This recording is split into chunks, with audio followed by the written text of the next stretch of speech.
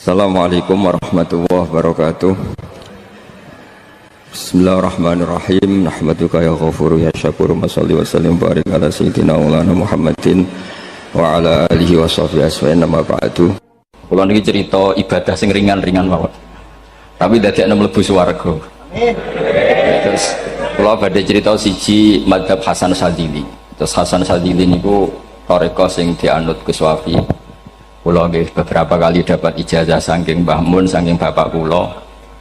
Di antaranipun nggih pesen teng Gus Wafi, sebagian lewat kula ziarah teng Baruzak Termas. Abdul Hasan Asy-Syadzili niku nate pas teng dalem ditamoni pemuda. Pemuda niku ngrutu. Di kampung kami banyak maksiat, di kampung kami banyak kesalahan. Niku sepundi? Jawab Abdul Hasan Asy-Syadzili niku ringan. Sing jelas mboten sragen.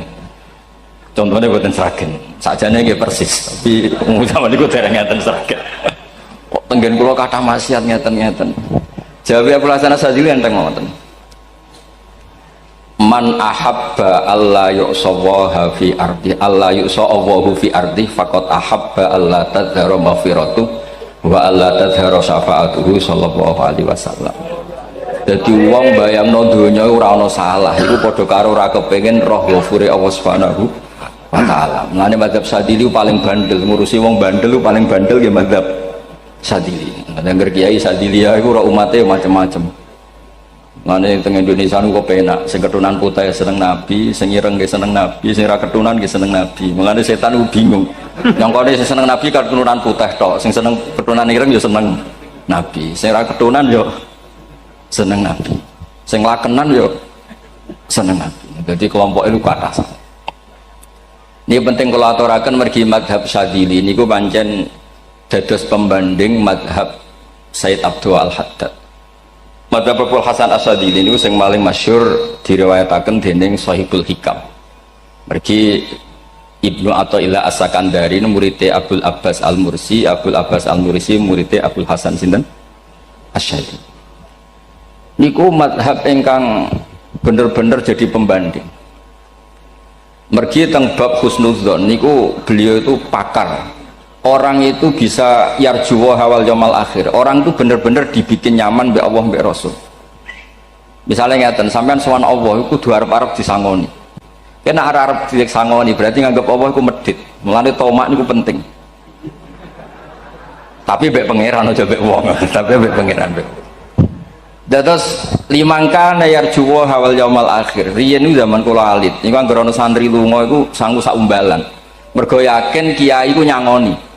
Lho diyakini nyangoni iku keren, berarti diyakini lomo. Lha kok yakin mlebu neraka, berarti nganggep Allah gak Rahman Rahim. Mulane yakin mlebu napa? Swarga. Mau modal urun maulid sak dina ora urun malah entuk. Terus niki rontok-rontok salah tapi semoga-moga itu sepura pangeran. Nggih wau. Nak sampean bener niku sifat ghafuri Allah nganggur, nggih. Kerhane efektif ana sing salah. Mulane wonten cerita wonten tiyang teng multazam donga ya Allah kula paringi mboten nate salah. Niku jawabe pangeran fa'ina adhu ghufra. Wong ora tau salah sifat ghafur iku nganggur. Niki cerita sing sampean aja niru kula. Niki cerita ilmu. Niku mazhab Abdul Hasan apa? Asy-Syadzili. Benten madhabe Sayyid Abdul Al-Haddad itu jalure khauf. Jadi dosa gede apa cilik? Ora ana gede ora ana cilik. Ki aja delok sing mbok dosani, aja delok dosane tapi delok sing mbok dosani iku sapa. Misale Gus Wafi ngutus santri teng mriki, "Jong tukokno rokok." Rokok itu barang makruh misal. Mestinya kan santri oleh bantah, niki kiai ku piye to barang makruh kok kon nuku. Tapi masalahnya arah dituruti ya gelo tenan. Jadi ojo delok kongkonane itu penting ra penting, tapi mukhalafah itu sababul fir. Misalnya kados kula niki teng mriki kan wonten botol minuman. Cung pindah rene itu kan barang sepele. Terus sampean takok urgensinya apa ya harus dipindah. Iku santri mangkelno to. Yus dipindah wae pokoke penting nurut iku cara pandang Sayyid Abdul Al-Haddad. Ki jogeman bantah pangeran senajan to perintahe sepele. Piye-piye mukhalafah ngono iku jenenge Nah cara Abdul Hasan Asy-Syadzili nggih boten barang gede mbek cilik kudu ana bedane. Wong ana kabair ana sawair. Mosok WA janda beda mbek goncekno ya kudu beda. Wong WA tok kok padha mbek napa? goncekno iku kudu beda, kudu ana sawair, kudu ana napa? Kabair. Tapi cara Sayyid Abdul Haddad mboten delok sing mbok maksiati iku sapa. Sehingga khazanah kita niki penuh dengan ilmu. Lan itu wonten bab ijtihad. Ijtihad niku ruangannya luas sekali. Ya kula bolak-balik nyontokno. Kula sakniki kan jare wong akeh kiai gedhe. Jare wong akeh kula kiai gedhe. Nek diundang manakipan tangga yo bingung. Ora teko sawangane kiai gedhe sombong diundang wong cilik ora teko. Teko iku mahjubno kiai sing ora tau pahayu. Kuwi bingung. Nyatane kula ora teko nggih do matur nuwun Gus. Athok kula mboten lakon. Nah kula teko kan mesti ordere teng kula mboten. Cara sing tok pitik gedhe nggih kula, salam templek gedhe nggih kula. Berhubung kula ora teko ngresgeni tiyang kathah. Saiki misale ten takok, kiai gedhe diundang musala cilik kesunatan teko apa makruh teko? Cara ijtihad, cara sampean makruh teko napa kesunat? Kula misale diundang ning Sragen ning musala Penceng. Kula niku sunat teko napa haram teko? Haram ya bener lagi haram ya. Setuju haram. Mergo mahjubno ya haram setuju terus. Itu ijtihad. Ijtihad itu ranahnya itu karena nggak bisa ditebak. Ijtihad itu nggak bisa ditebak. Kalau ada cerita kata tentang ijtihad, niki betapa umat Rasulullah umat sing bejo, pilihan-pilihan ijtihadnya dibenarkan. Masyhur tenggene cerita Bani Quraidah. Nabi ngendikan engkau kue jogeman sholat asar kecuali sampai neng kampung Bani Quraidah. Ternyata kurang 2 kilo atau 3 kilo matahari itu mau terbenam. Sebagian sahabat sholat sebelum sampai Bani Quraidah karena takut sampai Bani Quraidah sudah kodok nopo asar. Sebagian tetap sholat di Bani Quraidah meskipun sudah kodok asar. Ketika lapor Nabi semuanya dibenarkan. Semenjak itu ada pintu sing darani pintu nopo ijtihad. Mengenai gua bolak-balik cerita, wonten kiayu nak tangkok, cung kowe ngaji mek sapa, ngaji kalian tiang niki. Kiaimu tau nangis mboten, lereni ngaji mek kiai ra iso nangis, berarti atine atos. Nak Abdul Hasan Asadili takok, cung kowe ngaji mek kiai sapa, kiai fulan. Tau guyu mboten nate, lereni kiai ra iso syukur mbok jeni. Kiai ra iso syukur kok mbok jeni. Karena itu masalah ijtihad. Nggih masalah napa? Ijtihad. Ijtihad itu polanya enggak jelas. Wonten kiai ora gelem mulang wedok nggih kathah, alasane wedi fitnah. Membanjeni iman pas-pasan wae nembe wong ayu ya bingung. Tapi nak diwalik, nak kiai ora gelem mulang wong wedok terus sing mulang wong fasik, aliran sesat iku ya repot. Kowe ngrasa paling gak sesat. Ya sudah seperti itu masalah-masalah apa? Ijtihad. Nah, kalau tak cerita saat ini balik cerita tentang Burda. Burda itu nak ngelem Kanjeng Nabi. Niku pancen dielmoni tenan. Kalau niku Burda berjanji tiba, niku setengah hafal. Pancen riyen mbah kula buyut-buyut kula niku pesene ken hafal tiba, hafal berjanji, hafal Burda. Nggih mboten ngengken ngapal loh, tapi karena sering baca akhirnya hafal. Kalau beri beberapa contoh, ngelem itu nak buatan di elmoni itu kualitasnya ada bagus, tapi kalau di elmoni itu kualitasnya bagus. Kalau beri contoh begini, saya itu kalau pidato atau khutbah atau ngaji, apalah terserah istilah jenengan atau ceramah. Biasanya kalau seneng istilah ngaji, itu mesti ikuti sing gampang mawon. Wa ala alihi wa sahbihi ajmain. Ajmain itu kalimatun fariqah benana wa benasiah. Fa innana nukrimu jami'as sahabat. Ajmain itu kalimatun fariqah, kalimat pembeda. Kita ahli sunnah wal jamaah akramu jami'as sahabat. Ada kelompok sing akramu sahabian wa ahanu sahabian akhir. Sehingga ajmain itu harus kita baca. Itu karena itu kalimatun fariqah, kalimat pembeda. Kata-katanya hanya ajmain. Begitu juga berjanji. Berjanji itu nak ngelem Nabi niku wa ba'du fa'aqul wa Muhammad bin Abdullah bin Abdul Muttalib wasmu Syaibatul Hamdi Humidat Hisaluhus Saniyah. Karena ketika Rasulullah memaklumatkan jadi Nabi itu problemnya itu nasabnya siapa? Orang-orang yang di Palestina, di Israel, di Yordan, di Syam kalau dulu. Itu alamatnya Nabi itu harus turunan Ibrahim. Ibrahim sementara orang Syam menurut pengetahuan orang-orang Yahudi Syam. Maka saya berjanji menunjukkan dulu kalau nasabnya Muhammad itu ini. Terus sampai warafuhu ilal khalili Ibrahimah. Terus ila dhabi Ismailan isbatu wa mun tamah. Terus setelah itu terus beliau ngendikan wa adnanu bila raibin inda dzamil ulumin sabiyah ila dzabihi ismail nisbatu wa mun. Terus ketika berjanji di Karang itu sudah ada faham-faham yang seakan-akan babahnya Nabi itu ada masalah. Terus beliau ngendikan, ini Syaibatul Hamdi, Sayyid Abdul Muthalib itu orang yang ketika buka Ka'bah, buka Zam-Zam, saurip-uripnya muji pangeran. Terus banyak lagi wasumi'a fi sulbihin Nabi sallallahu alaihi wasallam dzakarallaha ta'ala walab. Mbah yang ini bahkan dengar ketika Nabi masih di punggungnya membaca tasbih. Terus sampai fa'azim bihi min ikdin ta'allaqat kawakibud duriyah wa kaifala wa sayyidul akramu sallallahu alaihi wasallam wasitatuhumun tak. Nabi itu orang suci, makanya harus lewat rahim yang suci, harus lewat bapak yang suci, mbah yang suci, sampai ila khalilir rahman Ibrahim alaihis salam. Makanya terus dinagumkan nasabun tahsibul ula bikhulau, terus tarokus sifaha falam yusibhum aruhu min adami wa ila abihi wa ummihi, karena kabeh sonal ismihi, semuanya itu untuk menjaga asmanya Nabi Muhammad sallallahu alaihi wasallam. Kemudian Burda membentuk itu dalam bentuk nazuman. Misalnya beliau ngendikan Rasulullah itu mutiara, jadi ketika dakwah berpola ya baik, ketika tidak berpola juga baik. Beliau cara muji Nabi faddurru yazdatu husnan wa huwa muntazimun. Namanya mutiara ketika diuntai pasti sangat indah. Tapi terus-terusannya itu walaysa yang kusu qadran ghairu muntazimi. Tapi namanya mutiara, mbok berserakan pun tetap indah. Jadi unik. Jadi ketika beliau uji Nabi dakwah tertib pernah. Sholat tuh harus begini, harus begini, harus begini. Beliau sholatnya tumakninah tertib. Tapi Nabi pernah sholat gak tertib. Duhur tuh 2 rakaat. Mana anak kiai rodok lalinan itu ya anak sana tuh. Duhur 2 rakaat. Tapi barokahnya Nabi duhur 2 rakaat diketahui cara sholat kalau salah itu gimana. Umpama Nabi sholatnya bener terus, itu akan kesulitan kita solusinya ketika ngalamin apa? Kesalahan. Makanya Nabi ngendikan ma kuntu ansa walakin unassali as-sunnah. Aku mestinya ora tau lali, tapi didesain lali biar bisa jadi sunnah. Wonten tiyang salate suwi maca surat Baqarah, wonten tiyang badhe njupuk wedhuse lah cara Indonesia, bareng kesuwen diambeke mufaraqah.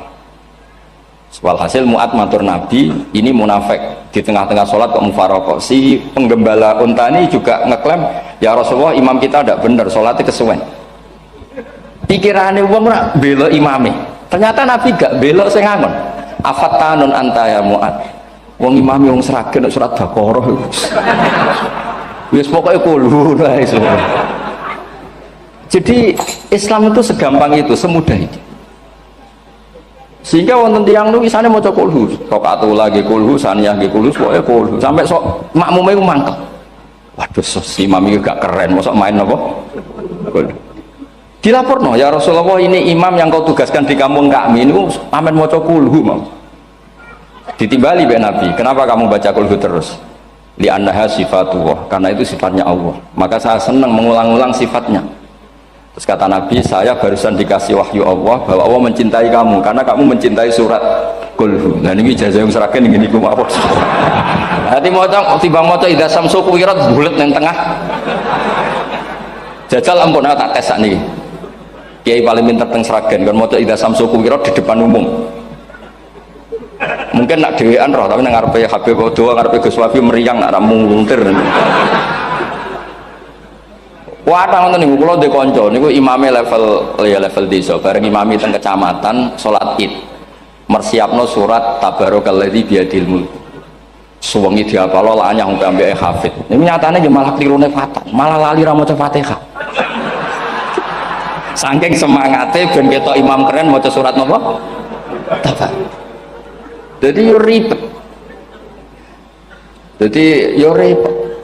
Terus kula suwun seneng Nabi niku kados senenge para ulama. Niku nak nyipati Nabi niku gampang. Kula niki beto kitab Saraipun Burdah kalian Saraipun Barjanji. Niku kalau ngelem Nabi niku sederhana so. Tapi itu yang mengena. Bisa ulang lagi niku sing mengena. Misalnya dawuh Imam sing aran Risalah Qusyariyah. Tegene Bukhari ini cerita Bukhari. Nanti semua Nabi ketika di akhirat tuh nafsi. Jadi roh prahara kiamat itu pun gak dinyali mau muni nafsi. Nabi nu cek kober ngendikan ummati umat. Ketika semua nabi ku pelo wis ra iso muji pangeran, Nabi Muhammad di depan Allah tesih saged muji. Fa ahmaduhu bima hamida allamani ya rabbi. Ketika nabi lain sudah tidak punya nyali bilang alhamdulillah, Rasulullah masih punya nyali bilang alhamdulillah. Sehingga fa Muhammadun ahmadu min ghairi. Hampir semua ulama ngendikan ahmadu yang Muhammad itu afal tafdil. Fa Muhammadun ahmadu min ghairi. Ketika nabi lain sudah tidak bisa atau tidak punya nyali memuji Allah, Nabi Muhammad masih berani memuji Allah ketika mahsyar. Karena logikanya begini, kira-kira pikirannya nabi-nabi itu wis kiamat, berarti amal wis ditutup lah, buku wis tutup. Tapi tak pikirannya Nabi Muhammad boten ngoten. Allah itu tidak diganggu oleh apapun, tidak kena atau tunduk sama konstitusi apapun. Sampean ra iso ketemu Allah nih pun akhirat, jangan pun boleh macam-macam nih, pun tutup buku betul sakit. Rahmatnya Allah tidak bisa dibatasi oleh akhirat. Saya ulang lagi, rahmatnya Allah tidak bisa dibatasi oleh akhirat. Makanya Nabi tetap berani mengajukan syafaat meskipun sudah finish, sudah akhirat sudah finish. Jika Nabi muji-muji Allah, akhirnya Allah ngendikan ya Muhammad irfa' ra'sak wasal tu'tah wasfa'tu syafa'. Sudah Muhammad, kamu minta apa tak kasih. Saatnya beliau minta hak nopo syafaat, disebut makomam mahmud. Dan ini kula waos kitab kersane orisinil niki betapa sayangi Rasulullah SAW teng kita. Ketika nabi lain tidak punya nyali kecuali mikir dirinya sendiri, jadi aku punya ngendikan nafsi-nafsi, Nabi Muhammad masih gak ada nyali ngendikan apa ummati umat. Itu bukti bahwa nabi itu nggak pernah nggak mikir umatnya. Wala sawfa yu'tika rabbuka apa fatar. Ini Nabi cek jawab, fawwah la ardo wa wahidun ummati finnar. Kalau engkau memberi saya sampai saya puas, maka saya tidak puas dan satu dari umatku masih menjadi ahli nopo. Ini kalau waos nak sampean orang nangis kebablas. Ini cerita betapa Rasulullah SAW. Niki jarang tiang maos niki kalau waos kersane tambah mahabbat Rasulullah SAW. Dados niki kalau cerita ketika Rasulullah ketemu pangeran teng Sidratil Muntaha niku diredaksekno burdah nggih diredaksekno burdah fakhustaqulla fakharin ghaira mustarakin. Engkau mendapat kehormatan yang tidak tersaingi. Fakhustaqulla fakharin ghaira mustarakin. Jadi engkau mendapat kehormatan yang tidak akan tersaingi.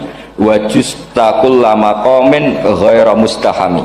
Tawahustaqulla maqamin ghaira mustahami.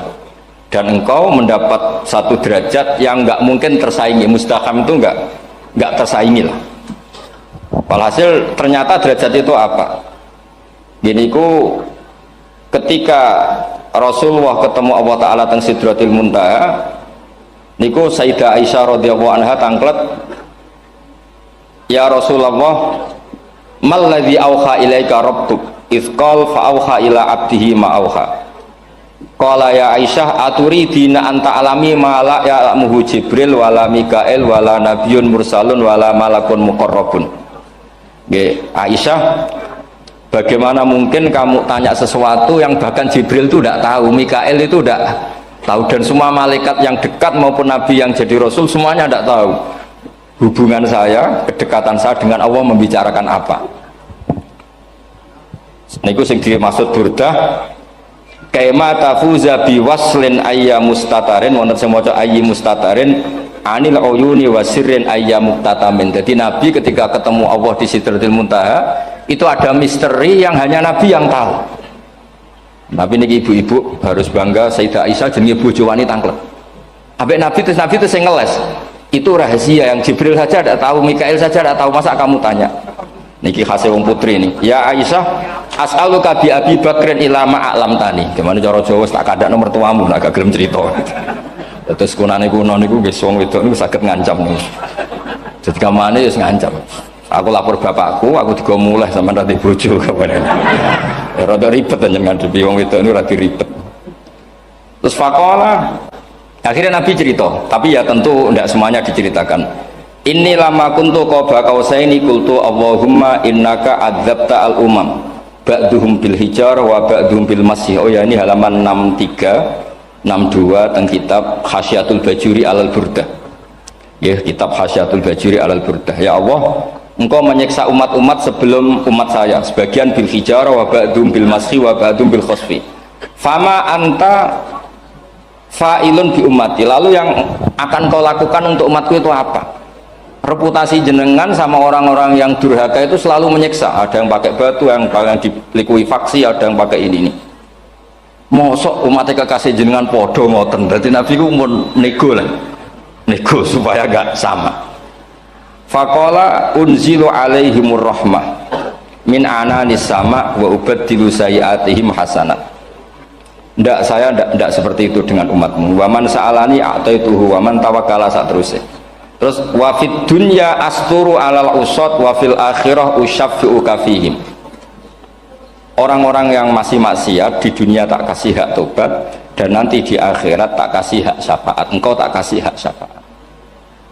Mulane ini penting dingertosi, bilih ukuran Nabi baik itu gampang nak sampean ngaji ngangge ilmu. Syafaati li ahlil kabair min ummati. Sok syafaatku kanggo ngomong sing salah akeh. Wong Nabi ku ra melok dosa kok mikir nyafaati. Nak rapi-apike wong ra mungkin. Wong sing dosa iku sampean, sing salah sampean, sing mikir solusine Kanjeng. Nah, belum wong kok apikane ngono iku gak mungkin ta mungkin. Wong sing salah iku sampean, sing diutang yang sampean, sing kasus iku sampean, sing mikir Kanjeng. Nah, itu cara ulama ngelem Kanjeng Nabi. Mulane khodam tuhu bimatihin astaqilu bihi dzunuba umri madha fi syi'ri wal khodami. Dadi aku ngelem Nabi iku sebagai bentuk ngelem sing dadekno dosaku ben disepuro pangeran. Misalnya kita suka Alphard, muji Alphard, suka Innova, muji Innova, suka kebun, muji kebun. Sing ribet tuh nak suka hewan, seneng kucing nggak ngelem kucingnya. Lu bareng ngelem Kanjeng Nabi kok ora iso. Lane jari Burdah, aku iku ngelem apa tau iso, mosok aku ora tau ngelem Kanjeng Nabi. Makanya terus beliau hidupnya, kemampuan syairnya didedikasikan hanya nggo ngelem Kanjeng Nabi Muhammad sallallahu alaihi wasallam. Makanya terus ngendikan wa muli kholasi khaira multazim. Saya dedikasikan kecerdasan saya untuk ngelem Kanjeng dan Nabi, dan itu solusi terbaik. Lalu nak ngelem Kanjeng Nabi kadang kebablasan, sampai dikritik banyak ulama karena kebablasan. Gini masyhur beliau ngendikan wala yadi ka rasulullah wa ijahu kabi idzal karimu tajalla bismi muntaqimi. Wonten naskah sing tahalla dua wau teng mriki dua napa tahalla napa tajalla. Tahalla ya. Wonten naskah tahalla wonten tajalla. Artosipun ngeten. Ya Allah, nabimu ini engkau gelari nabi yang ar-raufur rahim, sebagaimana yang sering disebut Habib Ali Al-Habsyi. Jika nabimu itu ar-raufur rahim, maka ketika engkau mau menyiksa saya dengan atas nama engkau al-muntaqim, zat yang tukang nyiksa, yang menyiksa, maka gelar engkau kepada nabi yang ar-raufur rahim itu kamu kemanakan? Jenengan kudu konsisten, terus kadung ngarani nabi ini jenengan raufur rahim. Maka sifat jenengan yang muntakim jangan pakai dulu, karena saya ini umatnya Nabi yang kamu beri gelar Raufur Rahim. Paham tak jenengan? Maksudnya ya ojo sida nyiksa wong kadung mbok arani Raufur Rahim. Dadi wala yadi ka rasulullahi jahu kabi idzal karim mutajalla tatahalla bismimun takim. Terus sekarang Burda jenenge Muhammad. Allah kadung janji wong sing jenenge Muhammad ora bakal disiksa. Sebetulnya maknanya ya Muhammad Sayyidul Anbiya nih. Tapi ketika ono panggilan Muhammad ke depan, Muhammad gak boleh disiksa. Jeneng kula nggih Muhammad. Terus Burdan saking yakinnya ngendikan fa inna li zimmatan minhu bi tasmiyati Muhammadan wa huwa afal khalqi biz zimman. Gusti jenengan kudu eling nami kula niku Muhammad. Wong sing jenenge Muhammad itu ora oleh disiksa. Padahal maksudnya saya oleh disiksa kan kanjeng Nabi Muhammad, tapi biabake namine Muhammad. Terus ngendikan malih in ati dzamban fama ahdi bimuntaqidi minan nabi wala habli bimun sorim. Gusti kula pun iman mbek jenengan. Iman itu nilainya tertinggi. Jenenge iman nilai tertinggi, maka iman nggak bisa dibatalkan hanya karena saya salah. Berarti pangeran kok diruwayu, dipeksa, kudu ngakoni nek dene umat Rasulullah sallallahu alaihi wasallam, dan in ati lamun nekani ingsun dzamban ing dosa. Fama ahdi bimuntaqidin, maka perjanjian saya dengan engkau tidak boleh dibatalkan. Itu termasuk hebatnya umat Rasulullah sallallahu alaihi wasallam. apapun salahnya niku tetap diakoni umat Rasulullah sallallahu alaihi wasallam. Mergo termasuk kelebihan Nabi itu gak ada hak napa syafaat. Nggih eling-elinge termasuk kelebihan Nabi itu gak ada hak napa syafaat. Meskipun kita tetap khawatir jenenge dosa ge istighfar, tapi aja dadi putus asa mergo napa in anti dzamban fama ahdi bimuntaqidi minan nabiyyi wala habli bimun sorim. Terus niku cerita-cerita madhe ulama teng Rasulullah sallallahu alaihi wasallam. Mereka milih kata-kata sing wong apik eling terus. Nggih eling terus. Wau kados wau fadurru yasdadu husnan wa huwa muntazimu wa laysa yanqusu qadran ghairu mun. Jadi dulu tuh pernah ada faham-faham sing cara zahiri hadis iku abai nabi itu seperti ini cara zahiri hadis. Tapi ahli sunnah wal jamaah terus di pendapat bapak nabi ku min ahlil jannah. Mergo apa? Wa kaifala wa sayyidul akramu sallallahu alaihi wasallam wasitatul muntaqah. Nabi itu orang suci, pasti lewat rahim-rahim yang suci. Minal aslabi thahira ilal arhamiz zakiyatil fakhira. Itu logika yang dibangun. Sehingga terus mantep baru kayak wau mau sedibak mau berjanji kiyakan wong Islam an-nabi min abihi wa ila jaddi sampai Adam niku kabeh tarokus sifaha falam yusibhum aruhu min adami wa ila abihi wa ummi. Begitu juga masalah iman. Soal misalnya ada pertanyaan ilmiah, lalu Ibrahim gimana? Karena nanya Azar itu kafir. Zaman ada Nur Rasulullah sallallahu alaihi wasallam, Azar belum kafir. Setelah intikal ke Ibrahim baru Azar kafir. Atau ada yang menjawab istilah abun di situ itu majas. Sebenarnya Azar bukan bapak kandung tapi apa? Paman. Selalu ada jawaban ilmiah dari ulama-ulama ahli sunnah wal jamaah. Tapi kalau pesen teng jenengan sementing niku mau sedibak berjanji napa bodan itu ada 1-2 bait yang jenengan tahu maknanya. Sehingga nanti kualitas mahabbah kita, kualitas kecintaan kita pada Rasulullah sallallahu alaihi wasallam niku tambah. Misalnya ngeten kula kan nekuni tafsir ya. Ada ayat rubama yawaddul ladzina kafaru law kanu muslimin. Niku hampir semua fasir konsensus sepakat jeng ben nek wong Islam mlebu neraka. Niku sampean kudu ndonga, nek mlebu neraka muga-muga jejer wong kafir sing kecangkeman. Niku dinyek. Jarene iman nekani mau oleh jutene neraka padha wae aku. Apa meneh misalnya sampean hafal Quran jejer wong sing hafal jare kapit kok ora mlebu napa neraka. Kudu ana sing ngenyek. Mergo Allah nu tersinggung sak usah ana wong sing napa ngenyek. Akhirnya Allah tersinggung. Niku sing diceritakno tiba. Wa izzati wa jalali la ja'altu man akhlasa li bisyahadati kaman kadzdzaba bi adkhiluhumul jannata bi rahmati. Ora iso wong dekne tauhid apapun salahe wong dekne ndek tauhid ora ngarah dadi ahli neraka selawase kaya wong kafir. La ja'altu ora bakal gawe sapa ingsun man akhlasa li bisyahadah orang yang tauhidnya benar kaman kadzdzaba bi sebagaimana orang yang tidak bertauhid sama saya adkhiluhumul jannata bi rahmati. Padahal Allah dilapuri malaikat, malaikatnya kira diprovokatif. Malaikatnya lapure wajadnahum asrafu ala anfusihim wajadna amalahum minadz-dzunubi ka'amsalil jibal. Jare pangeran wis timbang seputi Gusti, anane salah tok. Reputasine salah tok. Ghairu annahum yasyaduna alla ilaha illallah wa anna muhammadar. Niku jawabe pangeran wa izzati wa jalali la ja'altu man akhlasoli kaman kadzdzaba bi adkhiluhumul jannata bi rahmati. Nah, lafat-lafat seperti ini kita akan punya harapan ketika ndelok umat sing carane iman tesih blepotan, carane sholat cek blepotan, carane zakat cek blepotan. Kita selalu punya harapan barokahnya iman, barokahnya mahabbah ning Rasulullah sallallahu alaihi wasallam, mereka tambah hari tambah baik. Jangan beragama yang tidak punya harapan, karena agama ini bagi yang punya harapan. Dimangka yarjuwa wal yaumal akhir, bukan yang tidak punya harapan. Kanjeng Nabi sekaruan Nabi orang terbaik dilarani wong Taif, disiksa wong Mekah. Niku malaikat usul kula siksane ya Rasulullah karena mereka menghina kekasih Allah. Mereka ada iman. Nabi masih punya harapan. Mungkin mereka ada iman. Tapi asallah ayyukhrija bal arju ayyukhrijawah min aslabihim may ya'budullaha wa la yusyriku bihi syai'an. Bapak orang iman, aku cek di harapan anak putune iman. Dan sedekah Rasulullah sallallahu alaihi wasallam. Saniki kata bapak era poso, anaknya melok TPQ, bareng poso juk gendong, akhirnya bapak izin melok poso. Bapaknya mau Quran ra tahu, bapaknya nekani wisuda anaknya hafid. Mulane bapak Esra kena dibentuk, ya arep-arep napa? Anake. Nah anake ora kena dibentuk ya arep-arep putune nganti Imam Mahdi turun nang ngoten mawon. Pokoke agama niki limangka nayarjuha wal yaumal akhir. Terus kula suwun sak napa madzhab Abdul Hasan Asyadzali. Nggih pancen madzhab niku kathah, tapi kula suwun agama teng zaman akhir dawuh Mbah Mun kudu kathah rojae. Nggih mergi walladzina amanu asyaddu hubbal lillah. Dawuh Imam Ghazali ar-roja yuqaddam alal khauf. Mergo roja dadekno mahabbah. Orang yang punya harapan itu lebih mudah mahabbah.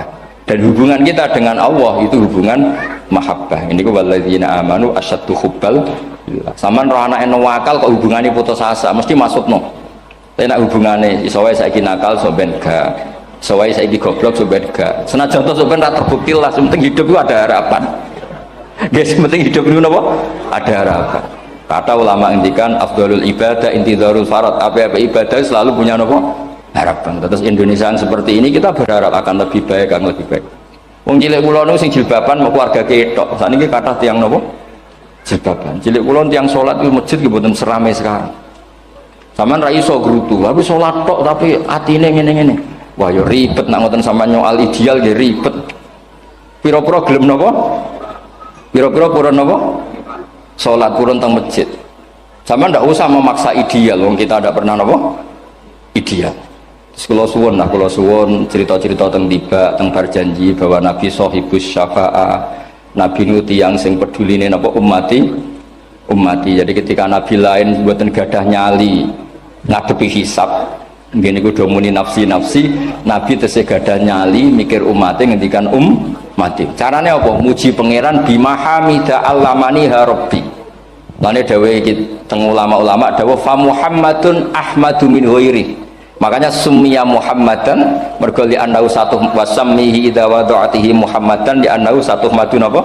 Ubah wa summiya Ahmad li annahu ahmadu min ghairi. Niku hampir semua ulama ngendikan ketika teng mahsyar semuanya Nabi gak punya nyali untuk matur minta sama Allah. Mergo wis kiamat berarti wis nis Nabi tesih gak ada pikiran Allah itu tidak terhalangi oleh kiamat, Allah tidak terhalangi oleh akhirat, Allah tidak bisa dihalangi apapun, sehingga Nabi tetap wani jaluk pangeran. Berarti mujine Nabi itu lebih top karena tahu Allah itu tidak terbatasi. Nah karena Allah tidak terbatasi, podo-podo Allah wapian, wis tak jaluk kanggo umatku sing mati alat tauhid. Berhubung Nabi ngoten terus Allah ngendikan ya Muhammad irfa ra'sak napa wasal tu'tah wasfa tusaffa. Muhammad kepala kamu angkat, kamu minta apa saya turutin. Terus Nabi minta hak napa syafaat. Seseorang bertobat. Dulu umatnya Nabi Musa ada yang menyembah anak sapi, ijel itu, harus tobat. Itu tobatnya ekstrim betul. Kalau tobat sekarang kan cukup istighfar sama istighosah. Kalau dulu enggak, liyak tulal bari umingkum al mujrimah, yang terbebas dari dosa menyembah anak sapi, membunuh yang terlibat atau pernah menyembah anak sapi. Makanya ayatnya apa? Fatubu ila bari'ikum faqtulu anfusakum. Ya, jadi orang-orang yang pernah menyembah anak sapi itu tobatnya apa? Faqtulu anfusakum. Sebab itu semua ulama berkewajiban menerangkan nasa mansuh. Sampai Sayyidina Ali suatu saat ada mubalek atau ustadz itu ngajar di masjid, ditanya, kamu tahu nasa mansuh enggak? Enggak tahu. Kata Sayyidina Ali, berhenti jadi mubalek, lisensinya dicopot. Dicopot, kemudian halakta wa ahlakta, kamu rusak juga merusak. Kenapa demikian? Logikanya begini, semua nabi itu kan panutan. Saya ulang lagi ya, semua nabi itu panutan. Tapi kalau kamu tidak tahu nasaman, so jangan-jangan kamu ikut nabi sebelum kamu, yang nasahnya itu syariatnya sudah apa? Mansukhoh, sudah di nasah. Itu kayak kasus Sunda Wiwitan ini.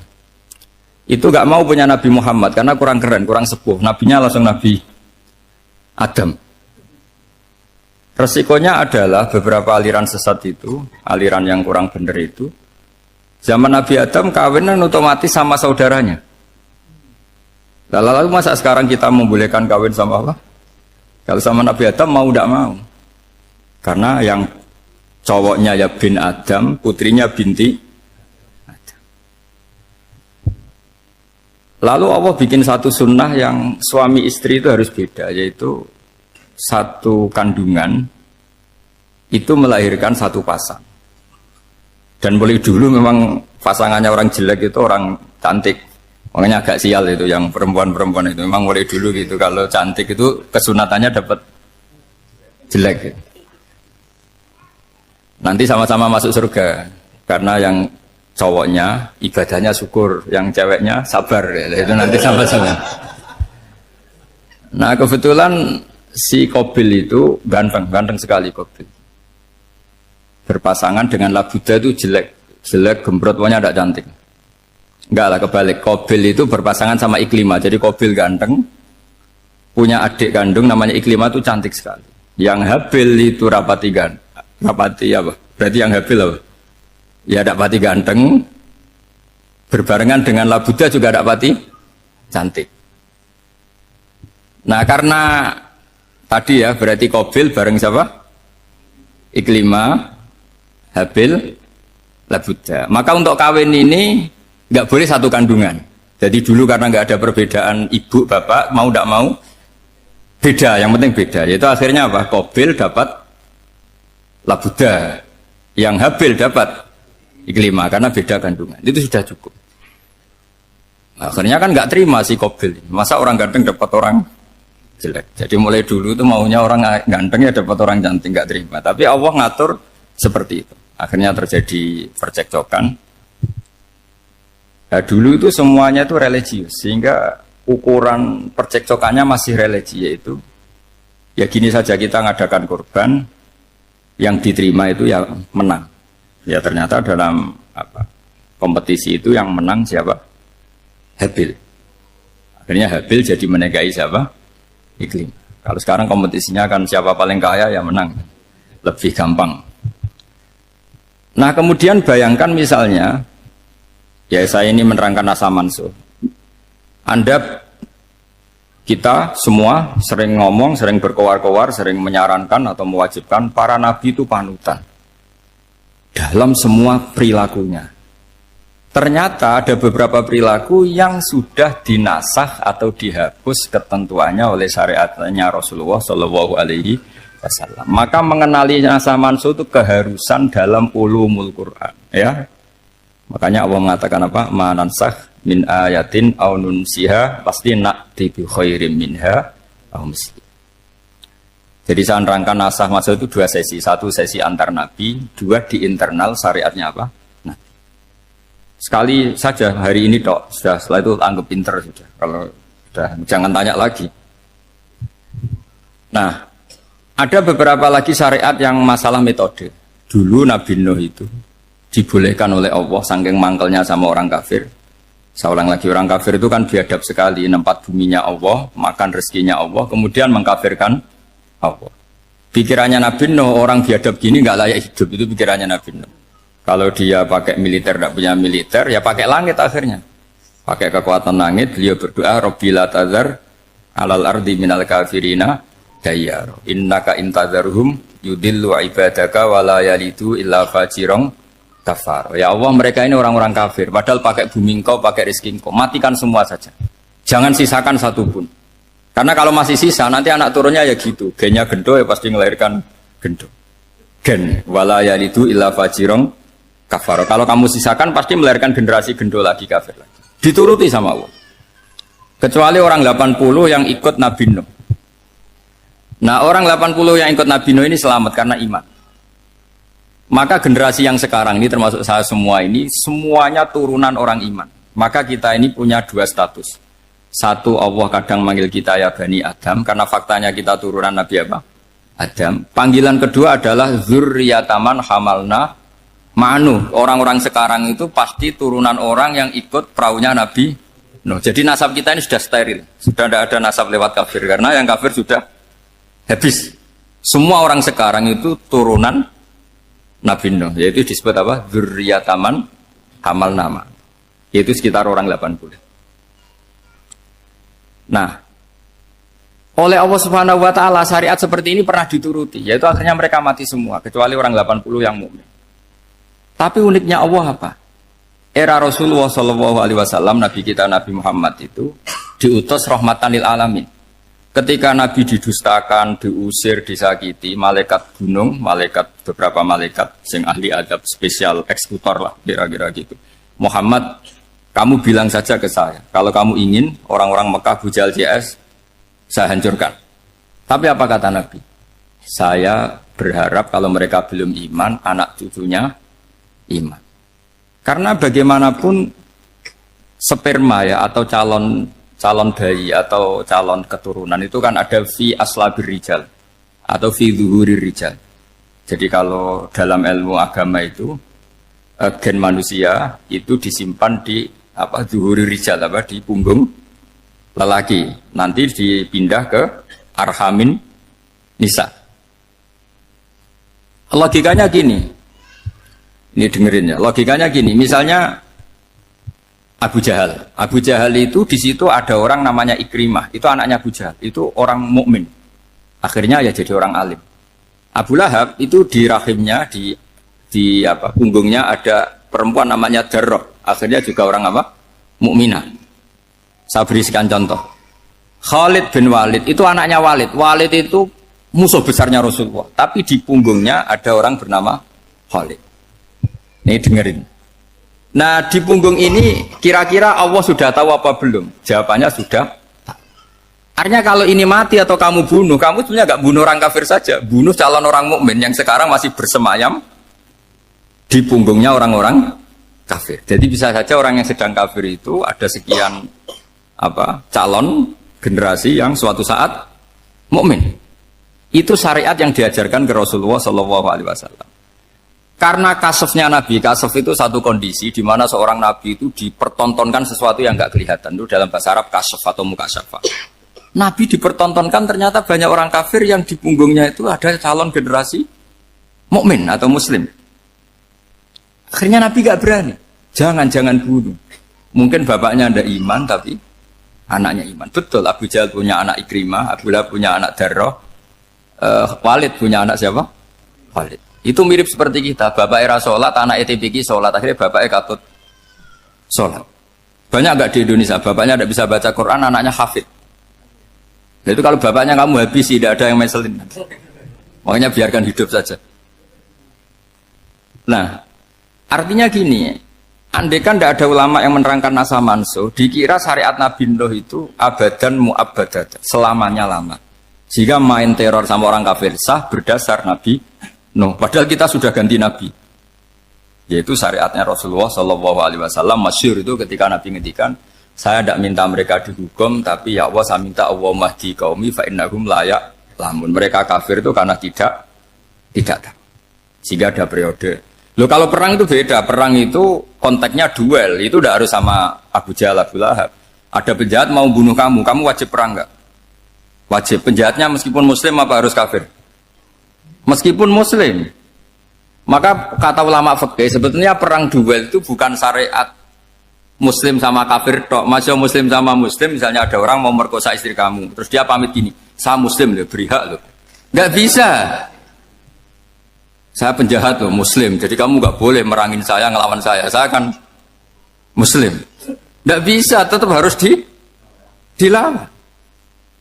Makanya kata ulama-ulama fikih, pertarungan sama musuh itu tidak harus sama orang kafir. Orang muslim pun yang mengganggu kehormatan kita, misalnya mau merkosa istri Anda, itu harus dilawan. Makanya Nabi ngendikan mangkutila duna mali fahuwa syahid, mangkutila duna harimi fahuwa syahid. Orang yang mati karena membela kehormatan keluarganya atau hartanya, maka dia mati syahid. Dan penjahat yang mati ini muhaddarun damu, diabaikan sehingga nggak kena kisos, membunuhnya nggak kena. Misalnya ada penjahat mau bunuh kamu duel menang, kamu nggak kena kisos karena ini muhaddarun damu, diabaikan kehormatan. Padahal dia muslim, apa? Muslim. Ini perlu. Jadi ini mengaji ini agak jelimet, tapi gampang. Kan kalau paham nggak paham selesai, jadi anggap aja selesai. Itu. Sehingga kalau nggak ada nasaman, maka orang selalu berpikir, pokoknya yang penting ikut Nabi. Nah itu bahayanya kalau Anda tidak tahu detail, jangan-jangan syariat yang kamu ikuti itu syariat yang sudah berstatus mansukhoh, telah dicabut. Dan itu banyak. Makanya kata Sayyidina Ali ketika ada orang ngajar gak tahu nasa mansuh, halakta wa ahlakta, kamu rusak dan merusak orang lain. Seperti tadi pernah ada kawin itu satu turunan, yaitu era Nabi Adam. Masa kita sekarang kawin sama satu turunan, kan nggak mungkin. Ya kan, pernah ada membumi hanguskan orang kafir, yaitu syariatnya Nabi Nuh. Itu dihapus oleh syariatnya Nabi Ibrahim dulu. Yaitu Nabi Ibrahim menghentikan apa? Faman tabi'ani fa innahu minni wa man asoni fa innaka ghafurur rahim. Ya, kalau orang ikut saya, ya Allah, ya pasti golongan saya. Kalau yang masih maksiat, masih balelo, saya berharap engkau ampuni. Akhirnya banyak orang kafir tobat. Coba era Rasulullah itu semua orang kafir Mekah itu kafir. Nabi belum wafat. Itu sudah ada 114.000 mukmin semua. Jadi Nabi menangi mayoritas orang menjadi mukmin dari mayoritas kafir. Yaitu disebut wara'aitan nasa yadkhuluna fi dinillahi afwaja. Andai kan Nabi Muhammad pakai syariatnya Nabi Nuh, bisa enggak mengislamkan orang sebanyak itu? Enggak bisa kan? Maka ini penting mengenali nasa mansuk. Jadi periode cara wong Jawa maksud no tuntas. Robila tadar itu, pasot tuntas itu, menghabisi itu habis. Di periode Nabi siapa? Nuh. Syariat itu sudah enggak dipakai lagi. Yang dipakai apa? Faman tabi'ani fa innahu minni wa man asoni fa innaka ghafurur rahim. Lah Nabi Muhammad ini nabi yang kena khitab anit tabi' millata Ibrahim hanifah. Jadi masternya Nabi Muhammad itu mentornya Nabi Ibrahim. Sehingga syariatnya ya faman tabi'ani fa innahu minni wa man asoni fa innaka ghafurur rahim. Tidak syariat Rabbila tadzar alal ardi minal kafirina daya. Jelas ya. Jadi mengenali nasa manso itu penting sekali karena kalau enggak Anda halakta wa ahlakta, kamu merusak diri kamu sendiri juga merusak orang lain karena menfatwakan hukum yang sebetulnya sudah berstatus mansukh hanya berdasar itu kan syariatnya nabi-nabi dulu. Syariat yang apa? Syariat yang nggak pernah terhapus hanya satu, usuluddin, yaitu tauhid, itu sama. Tapi kalau syariat itu beda-beda atau furu'iyah itu beda-beda. Yaitu tadi saya beri contoh era Nabi dulu kalau ada pakaian najis dipotong, dibuang. Era Nabi Muhammad dicuci. Orang kafir dihabisi oleh langit. Era Nabi Muhammad nggak boleh, bahkan didoakan Allahumma hdi qaumi fa innahum la ya'lamun. Di Qur'annya apa? Wa inna haddum minal musyrikin astajaraka fa'jirhu hatta yasma'a kalam Allah summa ablihu ma'mana. Jadi kalau ada orang kafir nggak boleh main dihabisin, mereka beri peluang untuk mengkaji kitab Allah hatta yasma'a kalam Allah. Kalau mereka sudah berpeluang ngaji, harus summa ablihu ma'mana, harus dijamin keamanan. Ya, karena apa? Dzalika bi annahum qaumul la ya'lamun. Bagaimanapun mereka memang karena tidak tahu. Nah, kenapa tidak tahu? Enggak. Karena tadi mereka tertutup oleh kultur yang beratus-ratus tahun. Babahnya mereka menyembah batu, menyembah berhala. Ya tahunya itu ya Tuhan. Bagaimana Anda bisa menjelaskan sesuatu yang sudah beratus-ratus tahun kan tidak gampang. Maka ada periode dimaklumi, apa? Kalau era sampean kan, mosok waktu disembah saking gobloknya orang, kamu lahir kan sudah nyembah Allah, dan nyembah batu. Bayangkan kalau kamu jadi mereka. Wong perut kamu saja disuruh makan pizza sakit kok, karena saking lamanya makan sambal kan gitu. Kamu bilang perempuan Indonesia saja cantik kok, saking lamanya jadi orang Indonesia. Padahal orang Indonesia tanyakan orang Eropa, cantiknya di mana? Kamu lahir di Afrika, bilang orang Afrika itu cantik, tanyakan orang Eropa, cantiknya di mana, hitam gitu kok. Jadi orang itu pasti terkooptasi oleh sekelilingnya. Orang Afrika akan bilang, wanita Afrika itu cantik. Coba tanyakan orang Eropa, cantik apa enggak? Belas. Orang Eropa yang kulitnya gitu, kata orang Eropa indah, kata sampean. Koyok anaknya kebo katanya. Jadi orang itu akan terkooptasi oleh sekelilingnya. Bayangkan kalau semua orang nyembah berhala, terus kamu enggak, alasan kamu apa? Kan menentang mayoritas. Dan itu berat. Maka dimaklumi oleh Allah, dzalika bi annahum qaumul la ya'lamun fi manah panyeruarah. Nah, pemakluman ini yang mulai sekarang terkikis. Orang main pukul saja enggak mau ngaji. Enggak mau ngaji Quran secara kafah. Jadi fatwanya Islam kafah tapi ngajinya Quran enggak kafah. Ngambil 1-2 potongan ayat dipakai dalil. Jadi Islamnya inginnya kafah tapi ngajinya Quran enggak. Kalau kafah ya hafal 30 juz itu. Kalau mau ya, kalau mau kafah ya hafal berapa? 30. Makanya saya sering bilang, saya sering dinasihati orang karena belum tahu saya ini hafal Quran. Bapak harusnya Islam itu kafah. Kata saya ya dimulai dari konsep Islam itu kafah dulu, apa ya hafal Quran secara kafah. Jadi ini penting saya utarakan. Bahaya sekali orang mengenali Islam tanpa mengenali nasah mansuh. Karena beberapa syariat Nabi sebelum kita itu berstatus mansuh.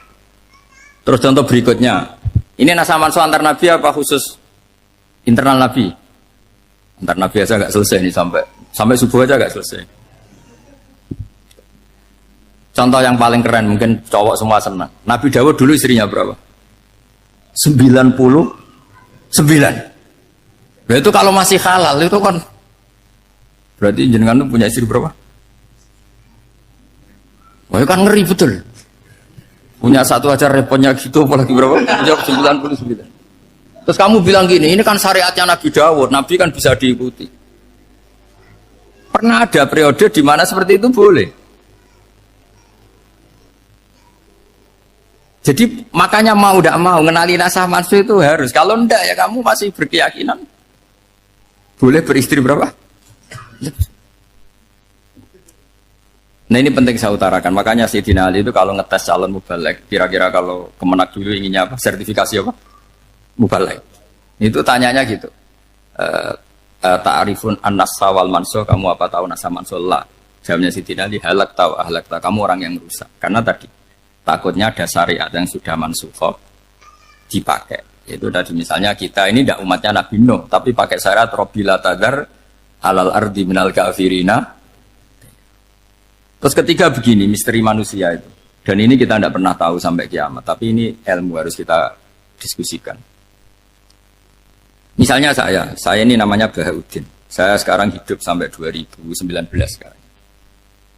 Kan hanya Allah yang tahu berapa turunan saya sampai kiamat dan statusnya kayak apa.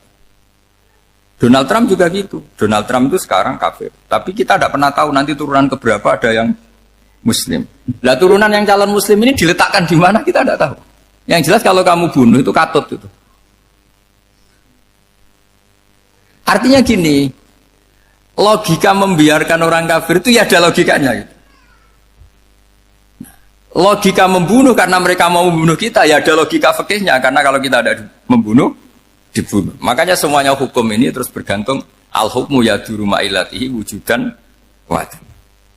Di sini terus dipertemukan. Makanya semua nabi itu kalau yang namanya membunuh pasti pas perang saja karena ini kondisi yang memang pilihannya hanya dua, kalau nggak dibunuh ya membunuh. Ada duel lah.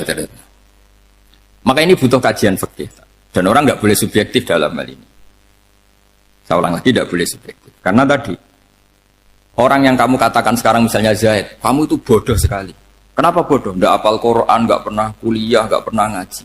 Ternyata Zaid ini bersemayam calon anak yang alim alama hafal Quran, namanya Umar, tapi masih jadi sperma.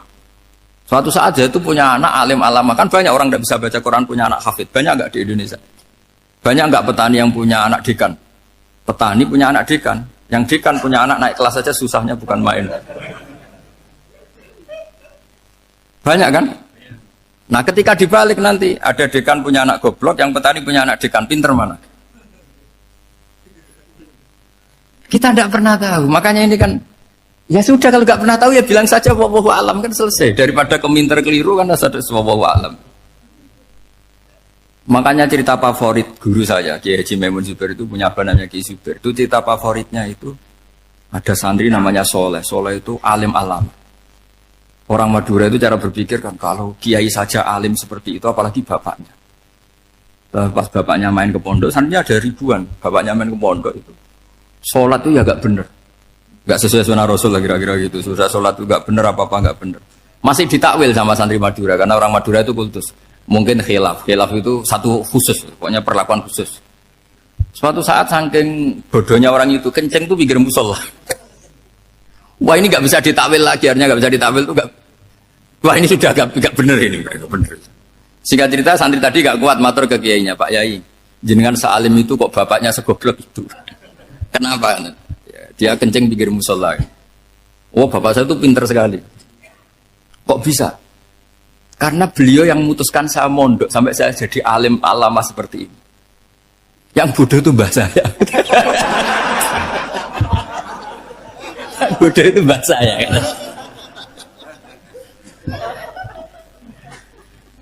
Artinya gini, sekarang misalnya Anda dekan, atau Anda rektor, atau Anda profesor, atau Anda kiai top, mubalek kondang. Anda mubalek kondang terus punya anak, gobloknya bukan main. Atau apalagi anaknya ketangkep KPK. Yang satu anaknya orang bodoh jadi dekan. Kalau kompetisi ini pinter mana? Ada ahli metodologi, tapi anaknya itu terlibat narkoba.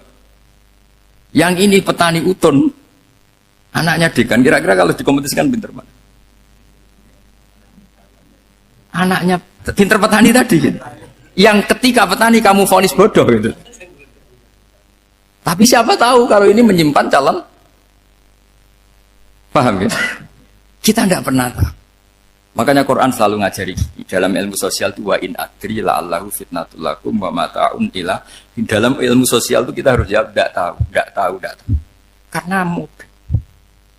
Makanya saya tadi pagi ngaji di direktorat saya bilang, saya pernah diprotes orang, Gus kamu udah jelas 01 apa 02. Ya saya jawab itu, manusia itu makhluk yang paling gak jelas. Sekarang soleh suatu saat bisa saja gak soleh. Yang sedang gak soleh suatu saat soleh. Sesuatu yang mungkin rubah kok kamu fanatik itu gimana? Nalarnya itu gimana?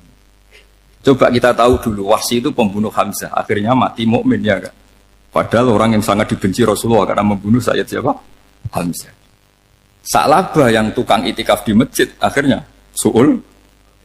Kita tidak pernah. Nah kalau nggak pernah tahu ya tidak usah terlalu fanatik biasa saja.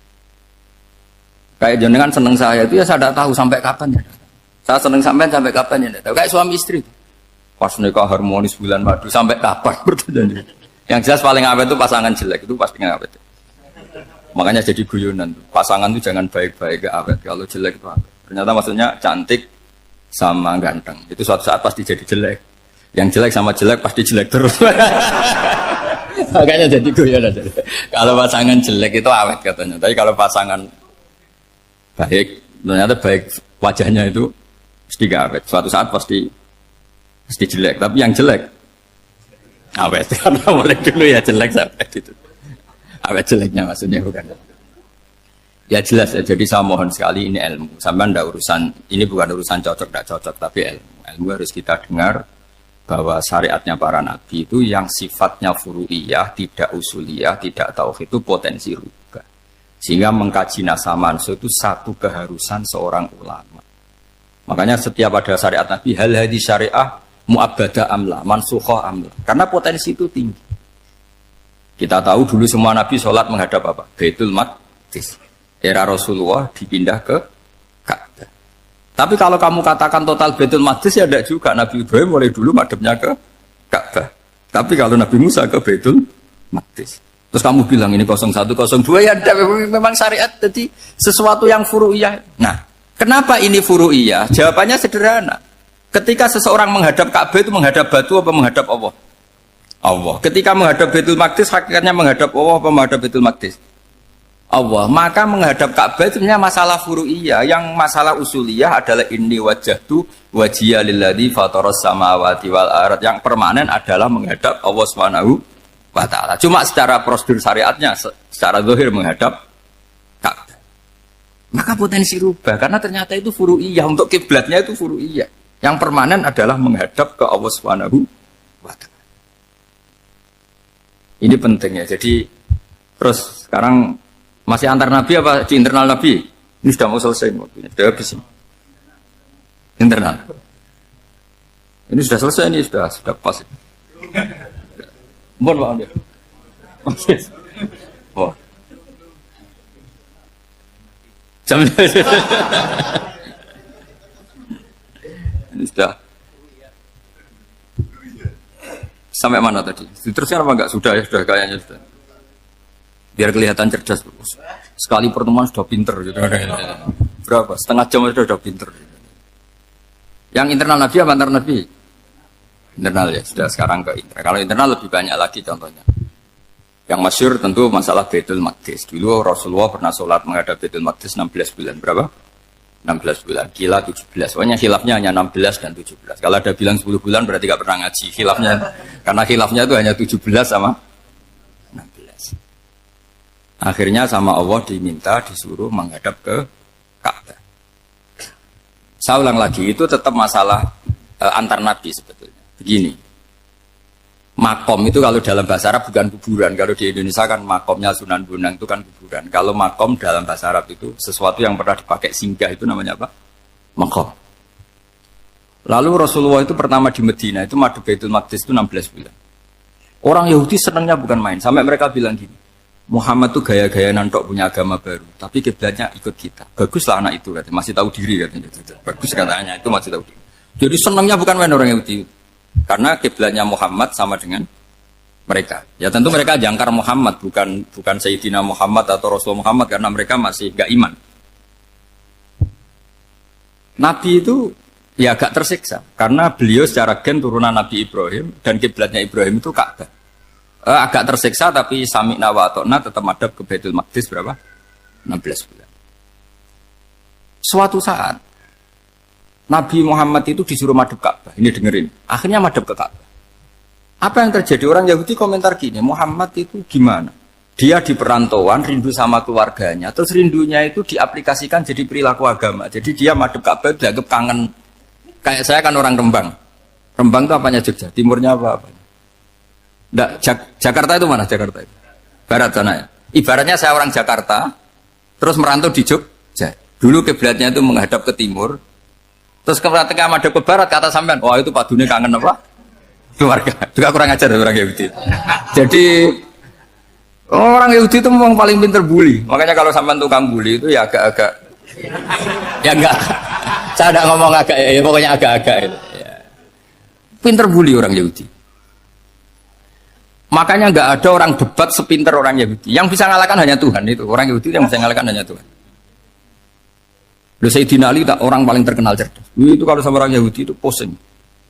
Karena ya apa logikanya itu? Saya beri sekian contoh. Ada orang Yahudi tanya gini, Muhammad, kalau kambing mati itu yang bunuh siapa? Ya Allah, mati langsung itu.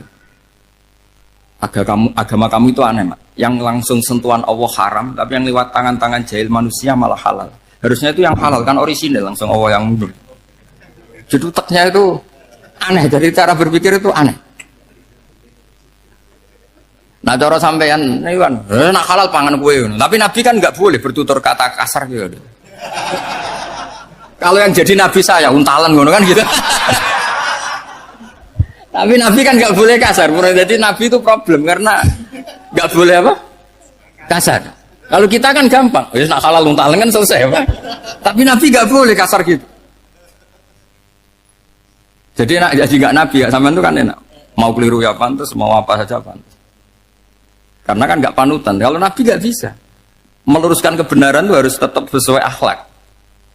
Ya jadi agak kerepotan. Makanya punya Umar alhamdulillah ada yang nggak perlu aturan gitu. Jadi enak. Jadi ya itu memang aturannya harus itu. Coba Nabi itu perang tapi nggak boleh bunuh. Kayak apa susahnya? Beliau jadi sasaran tembak tapi nggak boleh bunuh. Kalau sahabat kan enak, duel, relax, santai, bisa tarung. Kalau Nabi nggak boleh. Makanya Nabi meskipun ikut perang terus gak ada sejarah orang yang dibunuh. Ya hanya satu peristiwa itu pun dibaca orang kafir, ditangkis Nabi, pedangnya kembali ke dia mati. Tapi gak ada yang Nabi. Karena Nabi kalau pembunuh nanti itu terus kayak pendekar kan dengan susah juga punya Nabi kok. Habis perang saya Nabi tanya, Muhammad habis perang berapa? 1000. Ya repot juga punya Nabi mantan apa? Pembunuh meskipun yang dibunuh orang kafir. Tapi kan kayak apa ya? Fitrah manusia itu akan menolak kepemimpinan orang yang gitulah pokoknya nggak bisa diterangkan itu. Makanya Nabi itu nggak pernah bunuh, meskipun kayak apa musuhnya tapi nggak pernah bunuh. Untungnya di sekeliling orang-orang yang tadi. Jangan bilang itu suka bunuh ya, pokoknya perang gitu ya. Perang dengan bunuh itu beda loh. Ya. Kalau perang itu fair apa? Sampai mana tadi? Nabi Ibrahim ya. Makom tadi saya ulang lagi. Nabi Muhammad menghadap ke Baitul Maqdis itu hanya Allah nuruti. Ini loh Nabi betul. Tahu betul bahwa di antara syariat adalah Baitul Maqdis karena semua Nabi pernah berkiblat Baitul Maqdis. Tapi Nabi ketika menghadap ke Ka'bah, Nabi juga dibilangin sama Allah. Ini loh syariat yang benar karena Ka'bah juga kiblat sing aktaku, lebih tua ketimbang Baitul Maqdis. Maka disebut Ka'bah Atiqah. Ilal Baitil Atiq. Kalau Quran bahasakan Ka'bah apa? Wal yatawafu bil Baitil Atiq. Atiq itu tua sekali. Sudah. Ketika berstatus tua itu orang Yahudi seneng, mergo roh kelirune Muhammad. Mereka nantang, Muhammad ayo debat terbuka. Nabi rawuh. Bagaimana Anda bilang Ka'bah itu kiblat tertua? Wong Ka'bah itu pertama yang menghadap sana itu ya kamu. Semua Nabi menghadapnya ke Baitul Maqdis. Terus Nabi Muhammad mulai berargumentasi ilmiah tadi. Enggak, Ka'bah itu kiblatnya Ibrahim. Jadi Ibrahim dulu itu yang mulai dulu kiblatnya itu di Ka'bah. Terus orang itu tanya, buktinya apa? Terus dijawab, fihi ayatum bayinatum maqam Ibrahim. Ternyata di situ ada jejak kakinya Nabi Ibrahim, yaitu batu yang diinjak beliau ketika bangun Ka'bah. Itu argumentasi ilmiah. Lah barang orang Yahudi kehilangan ilmu, itu gobloknya orang Yahudi. Makanya yang bisa mengalahkan Yahudi hanya Allah Subhanahu wa taala.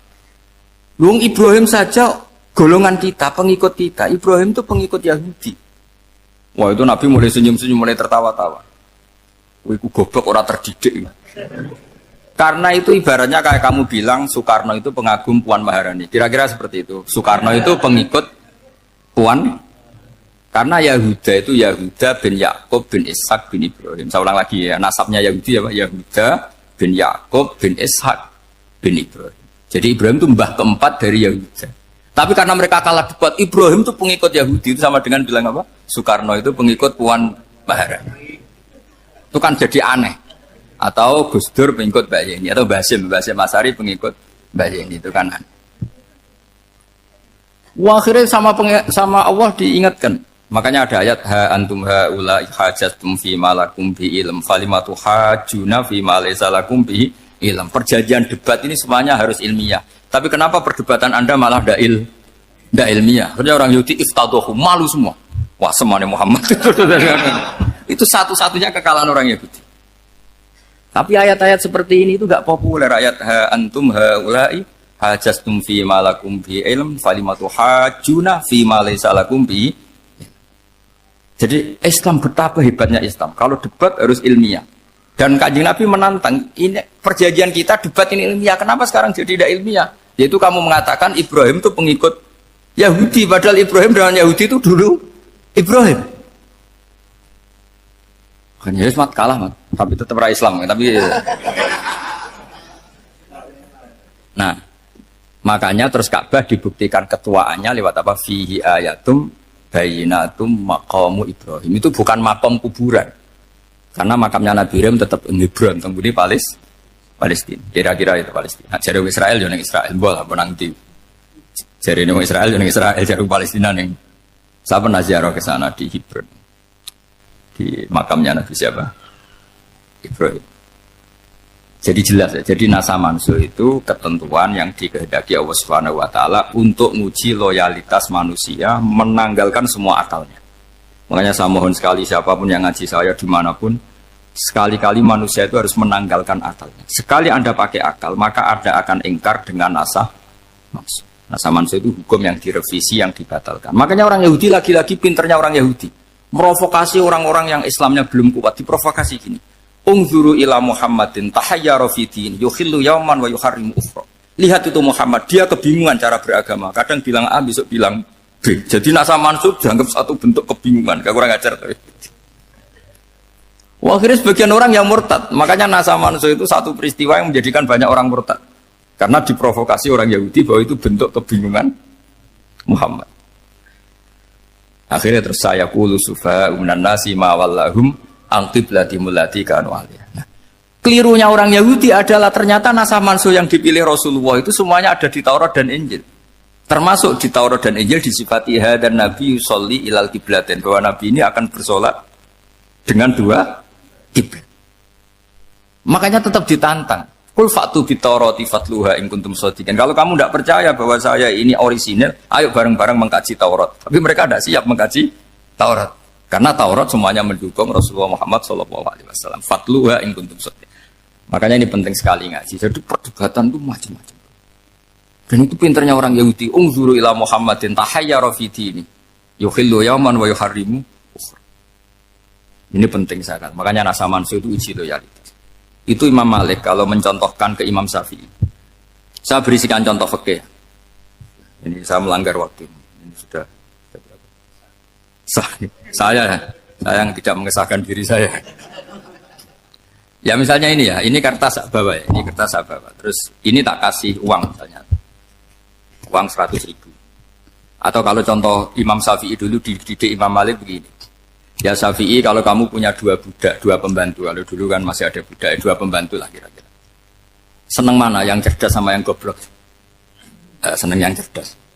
Kalau yang nurut sama yang bantahan, seneng yang nurut. Lah yang nurut itu yang goblok. Makanya tinggal dibalik saja. Kamu tak beda ya. Seneng mana punya istri yang cerdas apa yang goblok? Coba jawab. Atau ibu-ibu mbak-mbak ini, seneng mana punya suami yang cerdas atau yang goblok? Kalau cerdas gak bisa diakali. Tapi goblok nurut tapi ya kadang di sini-sini kan di sini. Nah, itu kan antar manusia. Masalahnya kita menghadapi Allah Subhanahu wa taala yang semua kita pasti bodoh. Kita menghadapi Allah Subhanahu wa taala yang semuanya kita pasti bodoh. Allah jelas ngendikan wa kanal insanu dzaluman jahula. Manusia itu banyak dolimnya. Dolim itu sifat mubalaghah. Kalau orang dolim sekali dolim, kalau sering zalum, kalau jahil biasa jahil, kalau banget jahili jahul. Bahasa Arab kan gitu memang. Ghafir, pengampun biasa. Kalau ghafur selalu mengampuni. Syakir, makanya sifatnya Allah Ta'ala ikut wazan fa'ul semua. Ghafur, syakur. Atau diikutkan wazan fa'al. Kalau goblok biasa jahil, goblok banget jahal kan itu. Kafir biasa kafir, kalau kafir banget kafar. Ya, jadi wazan balagha itu bisa fa'al, bisa fa'ul ya. Kafirin, kafar atau kafur. Paham ya? Malah kok malah ngaji nahwu. Ya tapi ini memang perangkatnya ya. Ini kan perang mau tidak mau, mau tidak mau. Makanya misalnya Allah tidak suka kulla kafarin banget kafir ya, Pak. Paham ya? Kulla khawanin banget khianate. Kalau khain khianat biasa, kalau khawan sering khianat. Lah manusia itu kata Allah apa? Zaluman. Wis banget dolime, banget bodoh. Itu kalau yang ngarang hikam mencontohkan tuh gini. Manusia itu pas bener saja salah, apalagi pas salah. Jadi manusia itu kata Imam yang ngarang hikam itu man itu kanat mahasinhu masawiyah faqih fala takunu masawihi masawiyah. Ketika baik saja buruk, apalagi ketika coba kalau ada orang dermawan sama teman-temannya, tanyakan istrinya. Duit diambur-ambur, disekno kanca ngalono bojo. Mesti gitu. Teman yang sering silaturahim ke teman-temannya, kata temannya baik, senang silaturahim, tanyakan istrinya. Oh, meninggali wong gitu. Jadi manusia pas baik saja ada buruknya. Apalagi pas buruk. Makanya dulu bapak saya ngajarin saya istiqomah ya apik ya. Tapi kadang-kadang nak keterusan itu istiqomah ngangkangi orang dia tidak punya kesempatan. Asalnya ada imam masjid imami terus sampai tua sampai mau mati. Itu istiqomah apa tidak memberi peluang yang lain? Tidak jawab. Jadi itu manusia. Jadi pas baik saja buruk. Apalagi pas buruk. Kayak saya gini di sini ngajar baik, tapi saya ada tidak sopannya harus di atas. Padahal banyak orang sepuh ada Pak On, ada beberapa yang kan terpaksa nggak sopan. Tapi sama yang nyuruh, berarti sama yang dosa. Kemarin-kemarin saya minta di bawah supaya ganjaran saya utuh ini gara-gara begini ganjaran saya ini agak terkredit apa terdebat itu karena itu. Saya teruskan. Jadi manusia itu punya sisi itu karena manusia itu dzalum dan apa jahil. Wa kanal insanu dzaluman. Problemnya ini ngadepi Allah yang selalu pinter, yang kita selalu bohong. Misalnya gini, kamu ditanya Allah. Ini contohnya Imam Malik. Ikla hadi sokhroh fa inna tahtaha dhahaban. Coba bongkahan batu itu kamu angkat, di bawahnya ada emas. Lalu budak yang pinter berlogika, oh disuruh buka itu karena ada emas toh. Berlogika. Kalau budak yang goblok enggak, ya disuruh ya diangkat saja. Ada emas apa enggak karena perintah ya diangkat. Yang satu nurut karena perintah, yang satu nurut karena ada emas, ada sesuatu. Logikanya suatu saat Tuhan tuh hanya bilang gini dok, ikhla hadis sokhroh, batu itu angkat. Yang nurut yang goblok permanen tadi kan langsung ngangkat. Yang pinter, ini ada apa lagi Gusti kok harus diangkat? Ya gak ada apa-apa, nyuruh saja kata Allah gitu. Oh tidak bisa, sesuatu harus ada alasannya. Itu kira-kira mangkel loh agak. Oh mangkel. Nah, logikanya manusia seperti itu. Makanya dua murid pinter, di rakyat pinter, presiden ya susah mesti demo. Goblok ya susah di sini wong. Ini kan nggak ada pilihan. Memang manusia itu nggak ada pilihan. Nah sekarang masalahnya gini di fikih ini saya kembali lagi ke fikih. Pertanyaannya secara fikih begini. Misalnya iddah. Iddah itu seorang perempuan ditinggal mati suaminya atau ditinggal atau cerai. Itu kan ada namanya apa? Iddah. Iddah itu memastikan apa tujuannya? Memastikan rahim itu steril dari mani atau sperma zaut awal. Supaya nanti kalau dinikah orang lain tidak terjadi ikhtilatul nasab. Oke, berarti iddah kita beri argumentasi secara ilmiah li baro'atir rohmi. Jadi misalnya Zaid menceraikan istrinya Sri dalam keadaan masih bisa haid. Iddahnya 3 kali masa suci. Wal mutallaqatu yatarabbasna bi anfusina salah satu guru. Lalu karena secara teori medis kalau haid berarti bukti tidak hamil. Apalagi kalau haidnya terulang-ulang sampai 3 kali pasti tidak hamil. Sehingga kalau nanti dinikahi orang lain pasti kalau ada anak ya anaknya zaud sani atau zaud kedua. Berarti alasan iddah li baro'atir rohmi. Oke, kita sok pinter, sok bijak. Pertanyaannya adalah, sekarang sudah baru 1 bulan, suaminya di Malaysia, nggak pernah ngumpuli. Dicek di medis juga berbukti tidak hamil. Apakah boleh tanpa iddah? Semua ulama mengatakan tidak boleh. Tapi ini kan rahimnya jelas bersih. Ya karena iddah itu nuruti perintah pangeran, pokoknya tetap iddah. 3 kali masa suci. 3 kali masa suci atau masa haid. Itu ada perdebatan ulama. Tapi kan ini terbukti bersih, Gus. Meskipun terbukti bersih, kata Allah harus iddah 3 bulan atau berapa? Kira-kira 3 bulan, 4 bulan, ya tetap harus iddah. Pemilih mana? Sok pinter. Gusti, berhubung ini. Pangeran buat terang gitu. Berhubung. Jadi Tuhan apa Pak Wari? Berhubung, Gusti. Ini jelas steril dari sperma zaut awal. Nggak usah iddah, Gusti. Sama aja kamu disuruh majikan kamu ikhla hadis sakhra, berhubung nggak ada apa-apa, nggak usah ya. Kira-kira mangkel nondak budak yang seperti itu. Mangkel. Maka dibutuhkan kebodohan dalam beragama. Betul itu memang. Makanya Nabi itu unik, pernah bilang itu gini, aksaru ahlil jannah al-bulhu, aki-aki penduduk swarga itu al-bulhu, wong goblok-goblok. Maksudnya goblok yang jenis ini, bukan goblok betulan maksudnya. Maksudnya goblok jenis ini itu ya tetap pinter, tapi pinternya dibuang, pura-pura goblok demi samina. Jadi saya misalnya kok pinter dan goblok tadi sekaligus, pinter dan goblok. Ya bah, ikhla hadis sokhra fa inna tahta hadapan. Tak angkat karena saya tahu di bawah ada emas. Tapi di hati saya sajane ya mergo perintah. Suatu saat kok disuruh Allah ikhla hadis sokhra, perintah ya tak angkat ya sudah. Jadi ya pinter ya goblok. Saya tahu namanya perintahnya Allah pasti ada hikmahnya. Hikmahnya itu adalah li baro'atir rohmi. Tapi hikmahnya jadi kawula adalah nurut perintah Allah, cek tahu alasannya maupun tidak. Nah, di sini ada illatul hukmi untuk membangun kecerdasan, tapi ada loyalitas untuk membangun ubudi. Ya, bahwa kita ini kawula roh tetap Makanya tadi pagi saya cerita Sayyidina Umar. Sayyidina Umar kayak apa cerdas? Tapi tetap ubudi ya. Yaitu Rasulullah SAW sering dibully orang kafir. Muhammad itu gaya-gaya nantok. Wong ora oleh nyembah berhala, ora oleh nyembah watu, jebule ini nyembah Hajar Aswad. Karena dilihat dari jauh kan tetap nyium Hajar Aswad. Coba kalau kamu lihat dari jauh, kamu sujud dari jauh kan kayak sujud sama batu. Makanya Sayyidina Umar karena orang kafir masih cara berpikir gitu, tiap nyium Hajar Aswad itu komentar gedumel. Alim tu annaka hajarun la tadurru wa la tanfa. Walau la anni ra'aitu Rasulullah qabbalaka ma qabbal. Aku ronake watu, ya raman doroti, raman faati. Kalau saja saya tidak melihat Nabi nyium kamu, saya tidak sudi nyium kamu. Jadi tidak berdoa, doa mustajab itu tidak berutuh. Karena apa? Umar tahu ini masalah secara tauhid. Kalau saya doa depan Hajar Aswad nanti dikira syirik, karena berdoa di depan batu.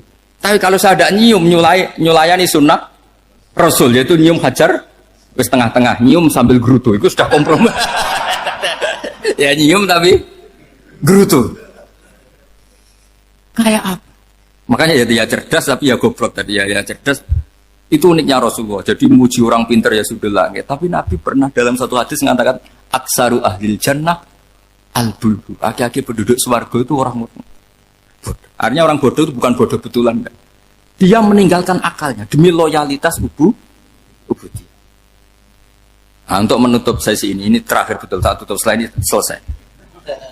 Untuk menutup itu bukti begini, perang Badar itu perang yang nggak mungkin dimenangkan umat Islam karena orang kafir itu 1000 dengan pasukan full dengan peralatan perang full. Rasulullah itu tahun kedua Hijriah itu pasukannya hanya 313.